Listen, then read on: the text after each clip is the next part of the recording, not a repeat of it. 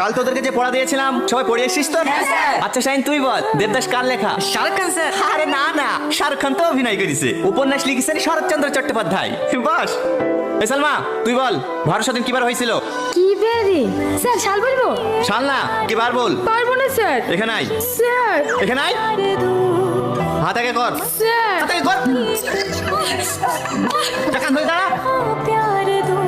ভারত স্বাধীন কিবার হয়েছিল? মেয়েদের মধ্যে কে পারবি বল? কেউ পারবে নি, সবাই কান ধরে দাঁড়া।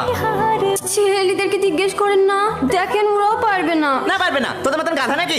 এই ভারত স্বাধীন শুক্রবার হয়েছিল না? হ্যাঁ স্যার, এই শুক্রবারে হয়েছিল। আপনি জানেন তো?